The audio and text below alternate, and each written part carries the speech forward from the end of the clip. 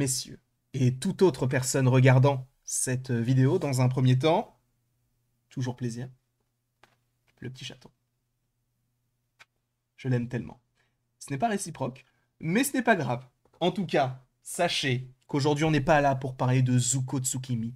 On est là pour parler des 4 Fantastiques. Peut-être que vous avez vu le trailer qui est sorti, peut-être avez-vous vu le live. Étiez-vous sur le live? Je ne sais pas, peut-être avez-vous vu la réaction? Je ne sais pas non plus, mais quoi qu'il en soit, regardez le trailer. J'ai adoré, je sais que ça ne plaît pas parfaitement à tout le monde, notamment sur la chose, mais on va regarder tout ça, on va analyser tout ça, on va faire une petite analyse plan par plan, donc on mettra pause, on laissera le trailer de temps en temps, on expliquera certaines choses, on fera des théories aussi qui pourront découler par la suite sur d'autres vidéos. Bref, allons directement sur le trailer Fantastic Four. Pour rappel, le film sort bel et bien donc le 25 juillet, date américaine, et donc le 23 juillet 2025 en France, ce qui signifie qu'en juillet 2025, on a Superman, puis Jurassic World, puis les Fantastic Four. Rien que ça. Et ça, mais ça me met en joie. Quel plaisir. Donc, on va regarder tout de suite le trailer, enfin en tout cas les premières images, sachant que ça commence d'abord avec une porte fermée. Là, je crois que vous voyez bien... En plus, pourquoi vous avez vu Thanos? Attends, c'est parce que du coup, ça doit bugger un petit peu sur les images, si je dis pas de bêtises. Donc, je vais enlever celle-ci et celle-ci. Comme ça, là, vous aurez plus Thanos qui débarquera de n'importe où. Donc, écoutez, normalement, c'est celui-ci. Donc, c'est bon. Donc, avant tout, faut aussi mettre pause sur cette image-là. Sachez qu'on est dans les années 60. Alors tu vas me dire, oui, mais comment ça dans les années 60, puisque le film, du coup, se déroule à une époque révolue du côté du MCU, mais en même temps, on n'a jamais évoqué les 4 Fantastiques dans l'univers tel que nous le connaissons. Bien sûr. Mais en gros, pour faire très simple, on est dans un autre univers. Logiquement, on serait dans un autre univers, c'est ce qui avait été dévoilé, donc on n'est pas du tout dans l'univers où on a connu les Avengers, etc. Alors peut-être qu'il y a des Avengers, on ne sait pas, on n'a pas de réponse par rapport à ça, mais sachez qu'on est dans un monde rétro-futuriste qui n'est pas le même que celui du MCU actuel, d'accord? Donc, c'est logique qu'on ait ça.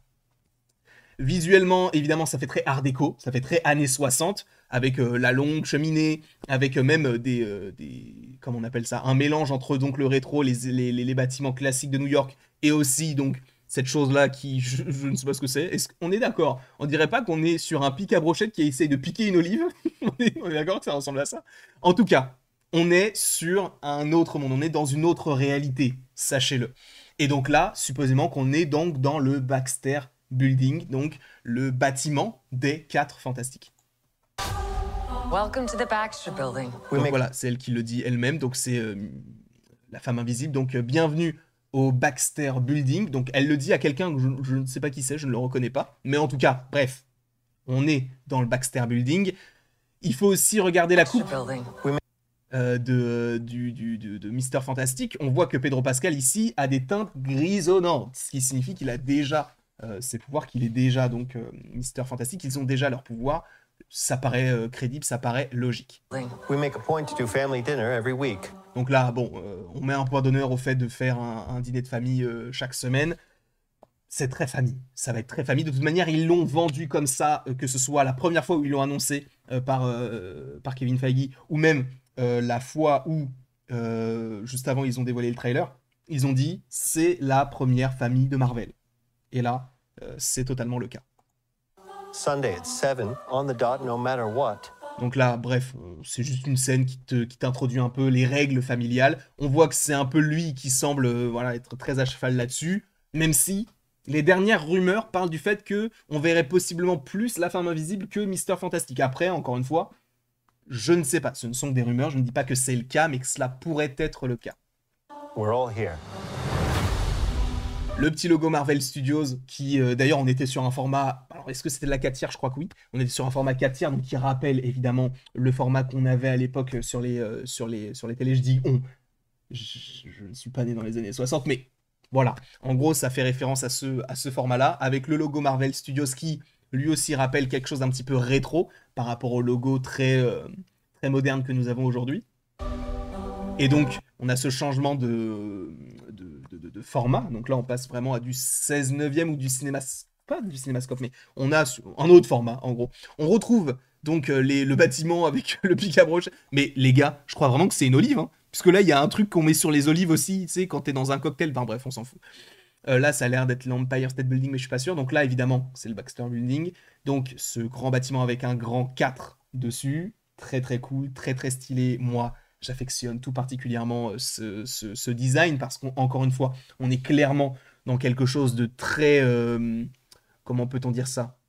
Bah ouais, très rétro-futuriste. C'est-à-dire qu'on va essayer de faire quelque chose de on va dire, de nouveau, de quelque chose qui n'est pas dans son époque, mais à une époque qui est révolue par rapport à la nôtre. Voilà. Herbie, donc, alors pour ceux qui ne savent pas, Herbie, dans les comics, c'est donc un petit androïde, enfin pas un androïde, mais un petit robot qui est là pour un peu s'occuper de la maison du Baxter Building et surtout des enfants des 4 Fantastiques. Donc, supposément qu'il y aura bel et bien les enfants, on le sait de toute manière, qu'il y aura Franklin au minimum.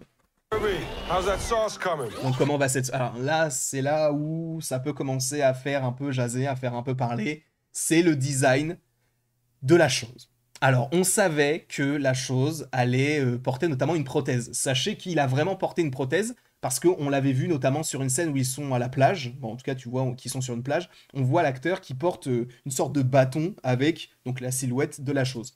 Je pense que c'était un peu comme ils l'ont fait par rapport à Hulk, c'est-à-dire de regarder dans cette direction-là. Et je crois même qu'il avait un gros costume aussi. Là, sur le moment, je me suis dit ça va, mais ça fait très faux. Ça fait très faux. En plus de ça, on vient de regarder les 4 Fantastiques de 2005, donc forcément on est sur des effets pratiques qui sont très réalistes pour le coup, et qui en soi ne font pas forcément totalement référence à de la roche, mais plus à du papier mâché. Mais voilà, on était aussi à une autre époque, et là on essaie de faire quelque chose d'un petit peu 3D. Moi je suis pas fan, perso. C'est peut-être ça qui pourrait me faire me poser des questions sur le film de manière générale au niveau des effets spéciaux, mais bon, dans sa globalité, ça va. Yeah, I'll be the judge of that. Donc, c'est d'ailleurs ce qui est marrant, c'est qu'il dit je vais en juger, il goûte le truc et tout par rapport à la cuisine. Sachez que Ebon Moss-Backrack, qui interprète donc la chose, joue dans The Bear. Et dans The Bear, on est dans une cuisine et lui-même est cuisinier. Donc, je pense pas que ce soit une référence, mais il va y avoir d'ailleurs un. C'est ça qui est particulier, regardez. Là, je sais pas si vous avez vu, au niveau de la petite note de musique, il y a un regard caméra. Et en général, il y a peu de persos qui font ce genre de choses, qui brisent le 4e mur. Et alors, je dirais pas que c'est genre, ah, je vais goûter ta sauce, et référence à The Bear. J'irai pas jusque-là. Mais c'est particulier qu'il fasse un regard caméra. Alors, on peut se dire qu'il regarde plus de ce côté là-bas, mais en vrai, j'ai plus l'impression qu'il nous regarde nous. Et notamment avec cette petite note de musique qui, peut-être, nous fait sortir un peu du cadre du cinéma, ou en tout cas du film. Ok. J'aime bien le côté des bruitages, parce qu'il applaudit, mais c'est de la roche contre de la roche, donc on a vraiment cet aspect-là. Moi, j'aime beaucoup. Personnellement, j'aime beaucoup le son. Après, encore une fois, il faut que ça aille avec le visuel, et le visuel, on peut, oui, être réfractaire par rapport à ça. Ok, is this guy good or what? Donc là, bon, c'est pas très intéressant, même si je crois que du coup, ça montre qu'on n'est pas sur la même scène, puisque là, elle est habillée en marron, et sur la scène d'après, elle est habillée en rouge. Ok. Ok, is this guy good or... Là, par contre, lui, il a la même... il est habillé de la même manière, parce qu'il a la même... le même... Ah non, il a pas le même gilet, mais il a la même cravate, je crois. En tout cas, ça y ressemble. Je vais pas vous remettre la scène 3 fois. Ok, is this guy good or what? Donc là, voilà. Ils font la cuisine ensemble. Je vais ajouter quelques gousses d'ail, non pas parce que ce n'est pas délicieux. A couple cloves of garlic. Not because it's not delicious, I just want to add a little bit of zip, okay? Donc là, c'est juste, il veut pas vexer le robot, il dit, bah moi je vais rajouter un peu ma touche, quoi. Okay. Donc oui, comme je vous l'ai dit, ça sortira bel et bien en juillet. Donc là, alors, donc on a les 3 fenêtres. Alors si on regarde le Baxter Building, on suppose qu'on est ici, puisqu'il y a aussi 3 fenêtres en forme d'yeux. Donc supposément que ça, donc c'est le laboratoire dans lequel il vient d'ouvrir son tableau. Donc témoin 5 minutes, bon ça c'est pas très intéressant. J'essaie de voir s'il n'y a pas écrit un truc, s'il n'y a pas un détail par rapport à quelque chose qui pourrait être assez intéressant. Déjà là on voit les tenues, Donc du bleu et du blanc avec des gros casques. Donc supposément que là, il avait déjà ses pouvoirs, je ne sais pas. D'ailleurs, c'est le seul personnage par rapport auquel on voit pas les pouvoirs, Mister Fantastic. Si je dis pas de bêtises, ça me dit rien. Je vois pas de moment où il semble étendre un de ses membres. Bon, là, après, j'arrive pas vraiment à cerner s'il y a un détail caché ou non. Donc là, bon, Ben Grimm, on sait qu'il va y avoir des scènes qui vont se passer avant qu'ils aillent dans l'espace, puisque Ben Grimm est encore un humain à ce moment-là. Donc là, Susan Storm, Johnny Storm, Ben Grimm et donc Richard, ils ont tous leur petit engin. Bon, voilà, c'est pas très intéressant. Ça fait très rétro, encore une fois, on est sur un costume très clair. Avec, donc là, c'est la fusée qui va leur permettre d'aller dans l'espace. Donc là, pour le coup, j'ai bien aimé ce qu'il a dit dans ce trailer-là. En gros, qu'est-ce qu'il va dire? Il a dit, avant, tu ne pouvais pas devenir invisible. Avant, Johnny ne pouvait pas s'enflammer. Avant, la chose ne pouvait pas être Ben n'était pas un rocher. Et du coup, ce que va répondre Suzanne, c'est que en gros, elle dit, je suis peut-être invisible, mais je suis toujours là. Johnny, lui, ça a toujours été Johnny. Il a toujours été un peu une tête brûlée, entre guillemets. D'où le fait qu'il soit la torche. Et Ben Grimm, il a toujours été en pierre. Intérieurement, entre guillemets. Donc là, c'est un... Bon, on a l'impression qu'il fait un bisou à personne, mais en gros, il tient sa femme, donc Miss... J'allais dire Miss Invisible, mais c'est la femme invisible. Et en vrai, ça marche plutôt bien. Là, pour le coup, on est sur Ben Grimm et donc des gens qui semblent courir. Alors, est-ce qu'ils se sont attaqués à quelqu'un et du coup Ben Grimm les a fait fuir, ou est-ce que Ben Grimm les a fait fuir tout court? Je ne sais pas. On adopte un style quand même qui est très comics accurate, avec le gros impair et le chapeau. Et d'ailleurs, il regarde un peu ce qu'il était avant cet accident cosmique. Donc, le meilleur pilote du monde. Sachez que du coup, pour ceux qui ne le savent pas, ce sont des meilleurs amis. Ils sont meilleurs amis dans les comics, Ben Grimm et Mister Fantastic. Voilà, donc là on a bon, il a des lentilles, c'était pas obligé. Mais bon, ils lui ont mis les cheveux blonds, ils lui ont mis sûrement, je crois que c'est une perruque. Ils lui ont mis donc les yeux bleus, et donc on a Johnny Storm. C'est très stylé ça, cette scène-là est très cool. Alors je sais pas s'il voit qu'il y a quelque chose dans le ciel qui semble les attaquer, parce qu'ils ont tous l'air de rentrer. Ben Grimm, bon lui il boit son café, il rentre tranquillement, mais eux ils ont l'air de courir. Là, c'est très cool la manière dont il a de s'enflammer. Et de voir ça, c'est trop stylé. Après, je crois qu'on voit pas grand chose. On sait pas ce qui les attaque si jamais il y a quelque chose qui va pas. Parce que là, on voit encore le pic à brochette avec l'olive. Voilà, Ben a toujours été un rock. Johnny. Donc là, bon, costume bleu, ok. Johnny. Donc, et il quitte la stratosphère. Là, c'est le costume final, supposément. Donc là, on voit leur voiture. La voiture bleue qui, logiquement, devrait voler. Je sais pas si là, il n'y a pas un petit easter egg quelque part. D'ailleurs, là, ici, est-ce qu'on est à New York ou est-ce qu'on est dans un autre pays? Je sais pas du tout. Et moi, je suis là, du coup, en disant, toi, t'es invisible, mais non, je suis bien là. Je sais pas s'il y a un petit détail au niveau du cinéma et tout. Je sais pas. Peut-être qu'il y aura un truc avec Kingo, encore. Voilà le bisou. Et donc là, Johnny qui arrive à aller jusqu'à, on va dire, une certaine couche où il peut encore être, respirer. Et du coup, ça te montre qu'il a quand même un certain potentiel au niveau de ses pouvoirs. Donc quoi que la vie nous réserve, nous l'affronterons ensemble. Donc logiquement, ce qu'il y a là, c'est pour ça que Johnny va dans le ciel. Parce qu'elle est habillée en bleu, lui il a la même veste et lui il est sans veste. Donc c'est la même scène. Donc je ne sais pas ce que c'est ça en revanche. Parce qu'on a l'air de... Vraiment de... Comment on appelle ça? Merde, j'ai oublié le mot. Mais de préciser qu'il y a quelque chose derrière. Alors au niveau de la fissure des nuages, entre guillemets, on n'arrive pas vraiment à déceler quoi que ce soit. Mais est-ce que c'est en lien avec les héros? Est-ce que c'est en lien avec Galactus? Est-ce que c'est en lien avec l'homme singe, entre guillemets? Je ne sais pas. Et là, donc, ils ont... Voilà, il y a du merchandising, hein, il y a le masque, les enfants, ils ont tous un petit truc et tout, et le petit logo. La voiture qui, d'ailleurs, normalement, est une voiture volante. J'essaie de voir qui est dans la voiture. Mais là, j'arrive pas à voir s'il y a quelqu'un ou non. Bon, supposément que oui. Après, peut-être que c'est une voiture qui avance toute seule, hein, c'est possible aussi.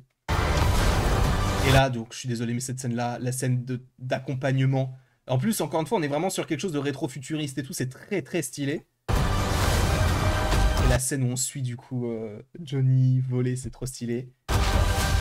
Là aussi, en vrai, c'est particulier parce qu'on voit qu'il a même un haut. D'habitude, il est plus en... Il n'a pas forcément de pull ou de t-shirt. Il y a même le 4 au niveau de son pantalon. Donc là, c'est John Malkovich, donc qui est censé jouer le personnage en lien avec les singes, normalement. Donc on verra. Qui est censé jouer du coup un russe. Et là, donc, on a Mister Fantastic avec le 4, du coup. Mais est-ce que le 4, ça fait référence déjà à quelque chose d'avant les 4 Fantastiques, ou là, ils vont repartir dans l'espace après leur expédition? Je ne sais pas, mais je pense que oui, ils vont repartir dans l'espace. Et là, du coup, on voit notamment la main apparaître, donc la main de Galactus, et évidemment, le casque, qui est représenté via des petites cornes. Et là, le vrai visuel de Galactus, qui a pas l'air excessivement grand, mais c'est vrai que, et on me le rappelait dans le chat tout à l'heure sur YouTube, c'est vrai que par rapport à Galactus, on a tout de même une information importante, c'est qu'il grandit en fonction de son appétit. Donc s'il fait la taille d'une planète, ça veut dire qu'il a vraiment faim, en gros. Et là, donc, on sait qu'il sera donc à New York, donc là, c'est Long Island, si je dis pas de bêtises. Bref, en tout cas, il sera présent. Et c'est très stylé d'ailleurs d'avoir Galactus, et qui a l'air d'être comics accurate. Pour ceux qui ne savent pas, Galactus sera joué par Ralph Hinson, donc un acteur britannique, si je ne dis pas de bêtises, qui était d'ailleurs récemment au casting de Nosferatu. C'est vrai que j'aurais peut-être kiffé, oui je dis kiffé en 2025, mais j'aurais peut-être aimé qu'on ait, alors ça n'est que mon opinion par rapport à ça, mais qu'on ait peut-être un des héros, que ce soit Terrax ou la surfeuse d'argent. J'aurais bien aimé qu'on ait un visuel, mais je pense que la surfeuse d'argent, il la garde pour le deuxième trailer qui, logiquement, pourrait sortir en mai pour la sortie des Thunderbolts, je pense. Donc là, après, on a le logo. Voilà, donc en tant que famille. Ouais. Et donc là, on a... là, je pense que c'est plus un truc un peu marketing, mais on a le costume de tous les 4 Fantastiques, et c'est bien parce qu'ils ont chacun leur costume. C'est-à-dire que lui... Il a donc son costume avec les manches blanches. Lui, il a rien de blanc quasiment à part les bottes. Elle a le col roulé. Et lui, il a aussi un col roulé et avec du blanc, mais il a l'air d'avoir un truc un peu plus matelassé que les autres. Ils ont chacun leurs petits détails. Et ça, pour le coup, moi, je trouve ça cool. Et après, évidemment, bon, on a le logo des 4 Fantastiques. First Step, donc premier pas, qui peut faire penser donc au premier pas sur la Lune, donc un truc un peu cosmique, mais surtout, premier pas d'un enfant. On sait normalement qu'il y aurait un enfant dans ce film-là. Alors, je ne pensais pas avoir autant parlé. En vrai, je pensais que la vidéo durait genre 10 minutes. On est à 18 minutes, donc je vais m'arrêter là, de toute manière, parce que le trailer est terminé, je peux pas faire une analyse après de l'année ou du mois de sortie. Mais en tout cas, pour vous donner un avis global, moi j'ai kiffé. J'entends qu'il y ait plein de gens qui n'aient pas apprécié. C'est en fonction, encore une fois, de vos goûts. Et ça, je pense qu'on en parlera demain. N'hésitez pas d'ailleurs dans les commentaires à me mettre votre avis pour savoir un petit peu si je suis le seul à être conquis quasiment à 100%. Encore une fois, il y a des défauts, notamment visuels par rapport à la chose, mais c'est tout. C'est tout. Après, j'aurais aimé peut-être qu'on voit les pouvoirs de Mister Fantastic, mais il le garde peut-être pour après. En tout cas, merci beaucoup à vous d'avoir été présent devant cette petite vidéo. N'hésitez pas à l'aimer, à la partager, à la commenter et à vous abonner si ce n'est pas déjà le cas. Et après tout ceci, il ne me reste plus qu'à vous dire à la prochaine pour la prochaine. Et encore une fois, merci beaucoup à vous. De toute manière, on se retrouvera pour beaucoup de vidéos, beaucoup de lives ces prochains jours et même aujourd'hui. Donc, c'est plutôt sympa. Bref, merci beaucoup à vous d'avoir été là.